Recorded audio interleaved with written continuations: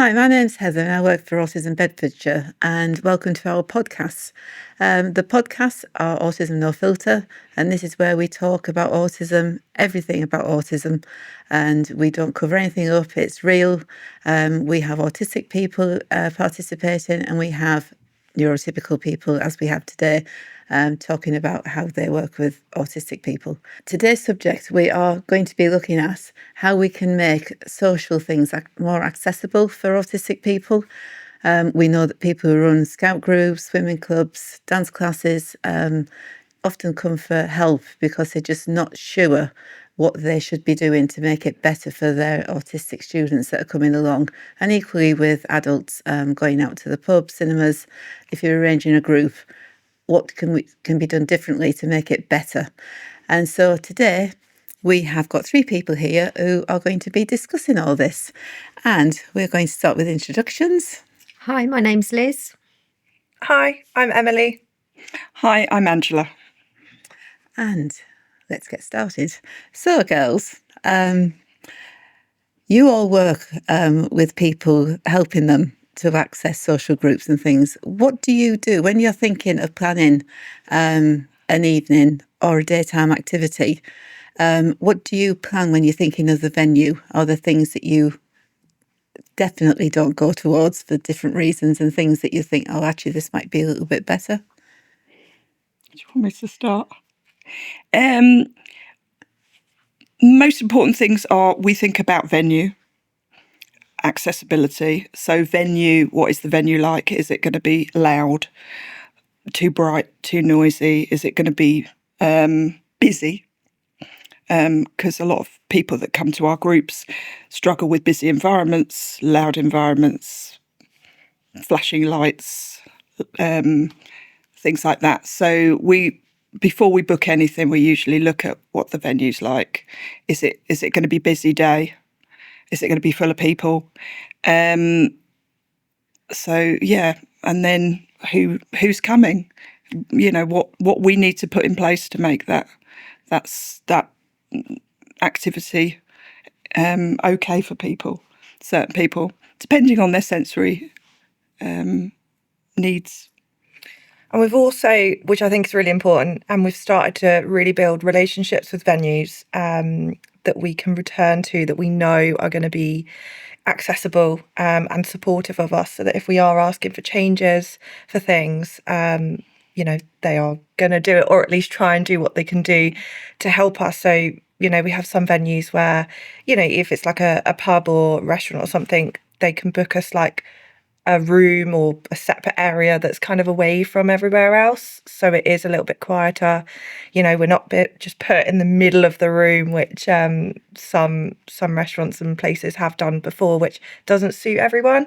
We have some people that like to sit near a corner, or have their back against the wall and that sort of thing. So putting them in the middle of a restaurant is not going to be very helpful. Yeah, so it's. I think it's really important to build relationships with the venue, so that we know we can trust the venue, but also so that the autistic person can also trust that venue as well, and are happy to go back to that place. It's like asking.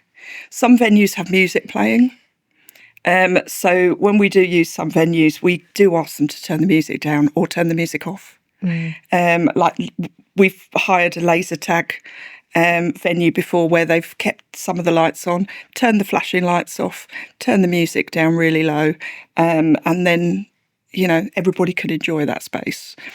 So yeah, we do have some good relationships with some venues, and I think a lot of venues are open to negotiating because they are very minor things. Turning the music down a little bit is not a big ask. No. Some venues you go into, the music's really loud. Yeah. And if you're having a meal, do you really need the music that loud? And yeah, also for our members that come to our groups, if there is something that they need to bring with them, we encourage them to do that. Noise cancelling headphones, fidget toys, things that will support them if they become anxious.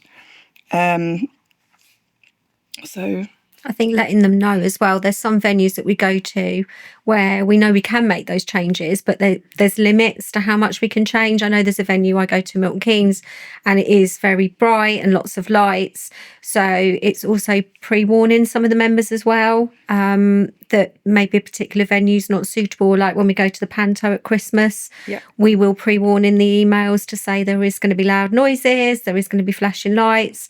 So then they've got that choice. If that particular sort of environment isn't going to work for them, they know in advance, so they can make the choice not to come or to bring their sensory aids to support. So I think it's also about giving people that information so that then they can make those choices for themselves about whether they choose to access that social or not. That Panto is a good example as well, because we try and choose seats that tend to be at the back, which a reason for that is that the noise is in front of you and not behind you, and we find that that's been really working for the members, because at least then, well, sometimes when we've been going when there's a variety of ages there, and pantos can get loud where there's like shouting and engagement going on, and at least the noise is in front of you rather than right behind you in your ears. So it's adjustments like that you can kind of start to think about how can that be accessible for, everyone, essentially. And some people might want to get up and move around.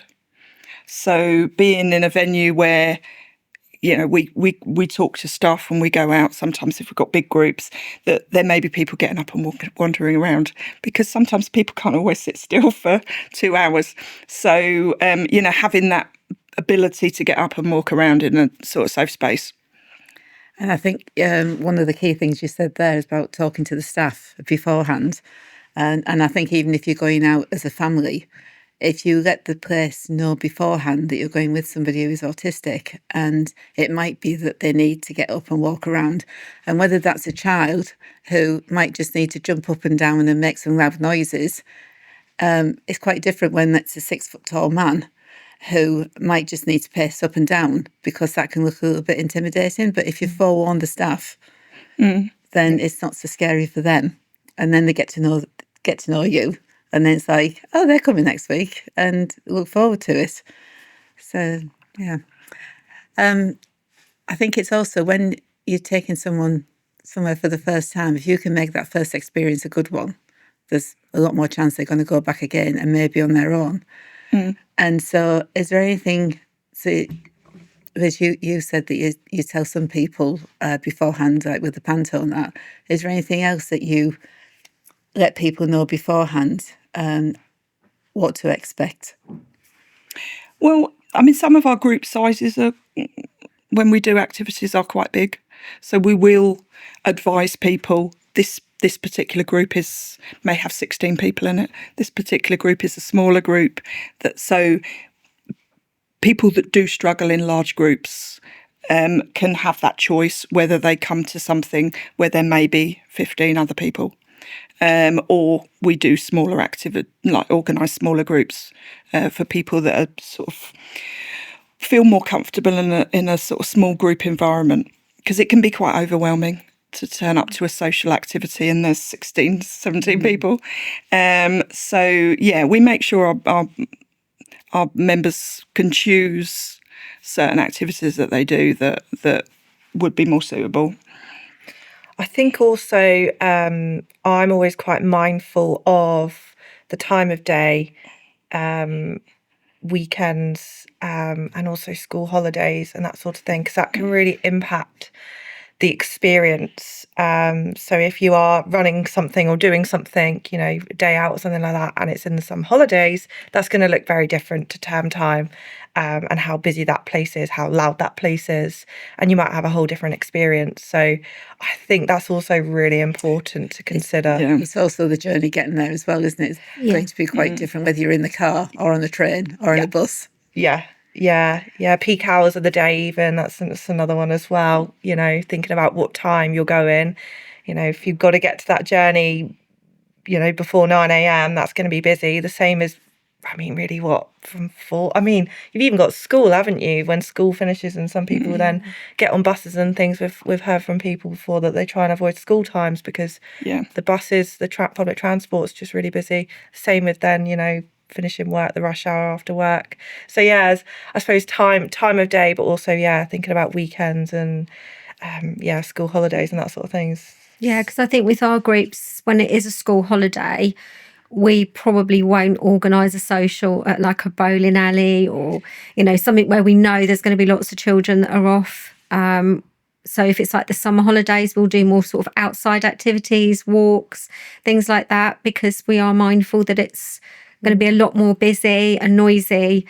And whilst we have those good relationships with venues and we can ask for those adjustments, you can't adjust all the other people that are in that place. So we will kind of pick activities where we know it's going to be a little bit more quiet for people, less busy, less likely for that kind of, extra people, children on holidays. So it's probably doing the same, I would say, for families. Again, like Emily said, be mindful about what you're doing and when you're going to go and do that.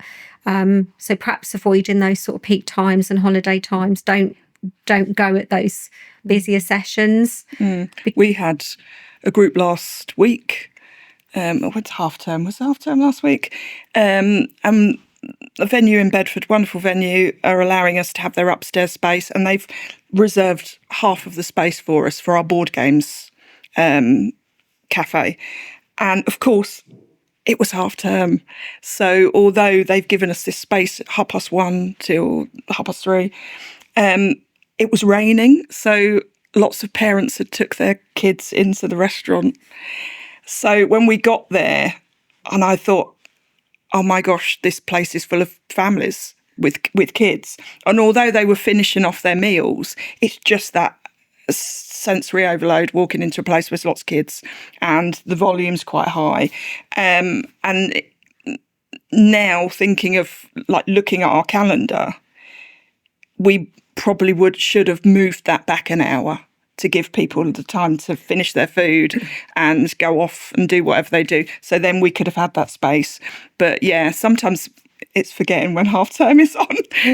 And that is learning from your mistakes as well, isn't it? That if you've got it wrong one time, don't beat yourself up too much. Just learn from it and do something different. Yeah. And it was a matter of like 30 minutes, 45 minutes at the beginning of the group, which was, it was a little bit uncomfortable. But we had the whole half of the upstairs. But obviously the other seats had got families and kids, and, you can't avoid a lot of things. But we were able to support members. Yeah, so then the adjustments you can make for that is actually go outside and meet the members and actually take them through the noisy bit, help them through. Whether that's a child or an adult, you can take them through to where you're going to, and just try and forewarn them outside that it's going to be a bit noisier than we were expecting. We were just going to walk through the stairs and this is where we're going to sit. So it's giving information, isn't it? So, so thinking of people who are running like your dance classes, Cubs, Scouts, Guides, and they're not used to having autistic children coming to those groups, have you got any tips that you could give them as to what to do beforehand to help prepare the child, the family for coming to that group? I think it's really important to get to know the individual themselves, because every autistic person is different. So what works for one person isn't going to work maybe for another person. So I think reaching out to that parent to find out what is it that child needs in terms of the support at that group. What is it that they like? What is it that they don't like? What sensory needs might they have? That sort of thing, to really just try and find out. Again, their communication style is also really important. How are you going to communicate with that child? All those things are going to be really useful, so that when that child then goes to that group for the first time, hopefully there's a little bit of kind of more information as to how to, support that child in that environment. So I think that's really, really important. I think visuals as well, as part of that, building that relationship with the parents and the child. Take some pictures so the child can see what the venue looks like, the adults that are going to be in that group, so they're already familiar to them. Basic things like where do they go for the toilet? How do they get in and out of the building? What, pictures of what goes on while they're going to be there, whether it's a dance class or cubs or whatever it might be. I think that's also part of that relationship building. So they've already got that familiarity before they go, because a lot of the stress and anxiety comes from it being unpredictable, about it being new. So you can start to kind of get them comfortable before they go, and they're not sort of just put into this new environment straight away. They kind of know what to expect before they get there. I guess really if they could do a visit before the time that they're going to go, and maybe say the dance class starts in 3 weeks' time, they could go to one of the previous term, couldn't they? Yeah. Just to have a look at the room and hear the music and see how well things are and what a class actually looks like. Yeah. I know when we organise activities, we send out as much information as we possibly can. Like Liz said, we'll put photographs of the venue on, what it looks like. We'll give as much information as we possibly can. We'll provide pictures of ourselves so that people can know who they're coming to meet. But also, I always say to people that are coming, you don't have to stay for the whole time. You can come for 10 minutes and look at the environment, look at, meet the people, and you can go away again. And then the next time maybe you come and you can stay for 20 minutes or half an hour. And it's very much at their pace. And it is being aware that some people can't stay for long periods of time, no matter what. And especially, I know of somebody who masks a lot, and she won't be around anybody after 20 minutes because that's as much as she can take. And you have to respect that, and you build around that as well. So, yeah. And I think also, how many times have you got it right the first time? How have you made mistakes? I often make mistakes. Yeah, so I'm thinking, people who are experienced make mistakes. Yeah. So if you're new to it, again, you are going to make mistakes because you're not going to know everything straight off. And even when you know somebody, you still make mistakes. I'm a parent of an autistic son, and I make mistakes. And I'm like, why did I just say that?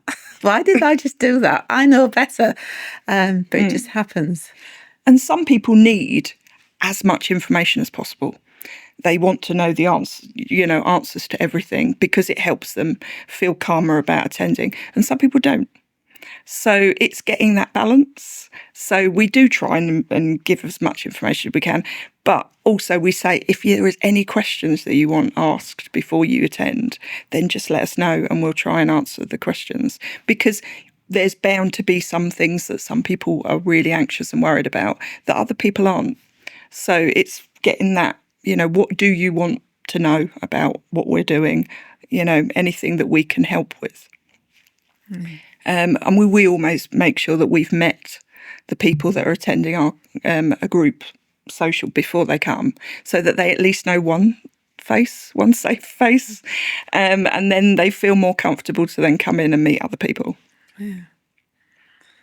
Yeah. And I mean, Emily, I know that you've taken people on the trains places. What happens when the train doesn't turn up at the right time? Have you ever had that? Or buses don't turn up? Yeah, we have had that. Yeah. So it's, again, of course, we will obviously warn and say, obviously, we can't fully control delays, cancellations and that sort of thing. So we try and prepare as much as possible for that. I suppose, and then manage that situation when we are there. And also, I suppose, that reassurance as well to, look at that information and okay, well, there is a delay or a cancellation, whatever it might be. And say, okay, but these are our next steps. And again, just try and give that information so that they, you're not feeling like you're stranded and there's no way home or that sort of thing. So, yeah, unfortunately, it does happen. Again, we can't always control that, especially with our public transport. But it's about having that plan in place and that information to overcome it and eventually get ourselves on that journey home from that situation. We've turned up at venues and they've been closed. So in that case, it is one of, right, where are we going to go? And we make sure that everybody, comes along with us and they're okay about it. Because, it's things like that do happen. I think whenever we're talking about autism, one of the biggest challenges for an autistic person is the unexpected change. And so, again, thinking of these Cub Scouts, dance classes, whatever, there are going to be unexpected changes. How do you deal with that? In one word, no. How do you deal with slight panic? Yeah. But I think, obviously, we have to be calm because we're the ones that are organising things and people are looking at us to be calm. And there is always a way round things. But it is, trying to keep people calm and say, obviously we've turned up to a venue, for instance, and it's not open. And you've got, I'm thinking about our board games group, that the venue just shut. And it's first things first is where do we go? We need another safe venue. Usually we've got more than one member of staff, so somebody then goes and looks for somewhere else, and then somebody will stay with that group and say, and talk through it. We're going to find another venue, and then we're going to all move to the new venue, and then people have that choice whether they want to go home at that point because it's just become too overwhelming.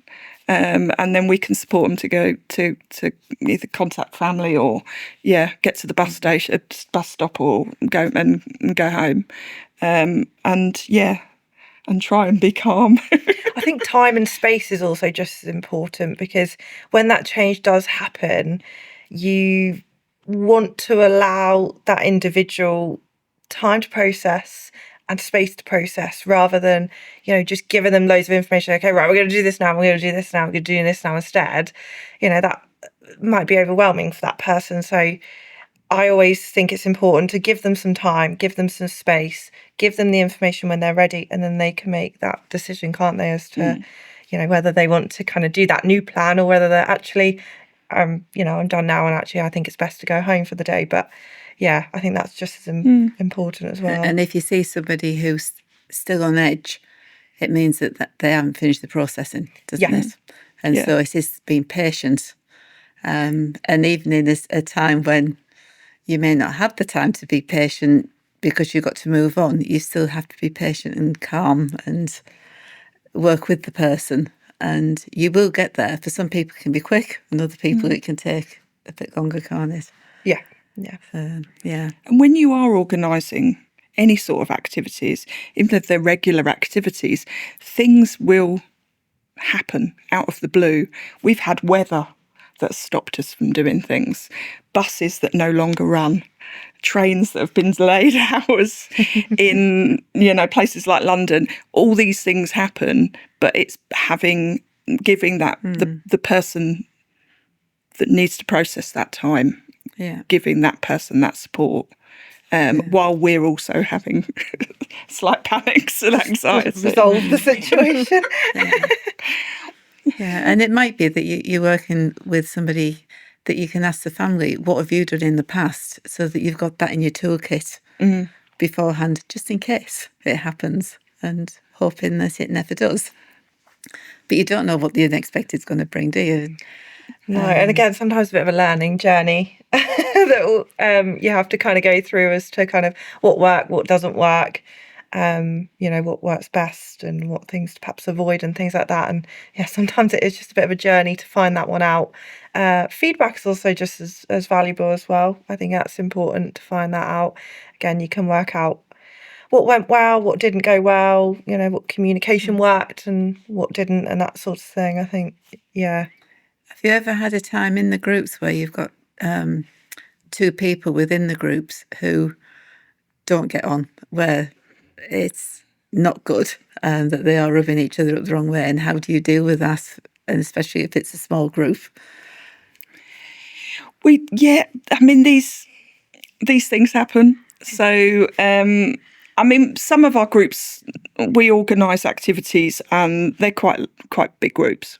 So if two people don't necessarily get on with each other, we would try and seat people in a way that, they don't have to sit directly with people.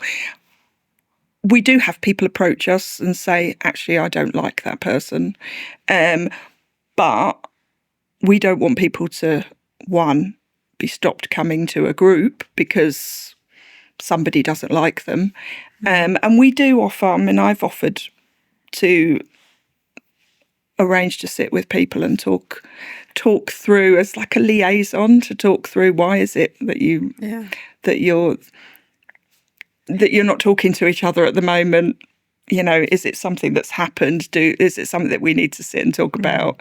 Not everybody's going to like everybody. No.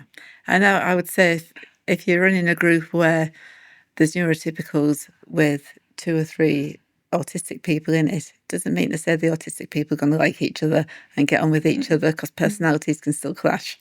Yeah.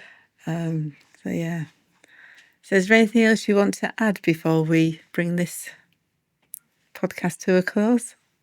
We work with some amazing people, amazing characters with lots of skills and creativity and it's just getting to know the person, because like Emily said, everybody's different. Everybody's an individual. Getting to know that person, getting to know their likes, who they are, and then you can provide the support when it's needed, and hopefully that person will grow and engage with activities and make friends and it'll make their lives better. Yeah, I'd say as well, if it's in a group setting, participation's different for everybody. When I think about some of the groups that I run, I've got people who come along regularly and they don't necessarily interact with anybody else in the group. They don't speak to us particularly, but they come regularly. So clearly for them, that's meeting their needs, they're interacting, that's kind of socialising, but it's kind of suits them. They're quite happy to be in that group, but not necessarily part of it. So be mindful that participation is going to look different for each individual. And you might think somebody's not really getting anything out of a group and enjoying it because maybe they aren't speaking to other people or getting involved, but that is them joining in. That's just how it looks for them, and it will be different. Thank you. And hope you enjoy this. And do look out for the other podcast where we have autistic people answering similar questions and hearing it from the other side. See you next time.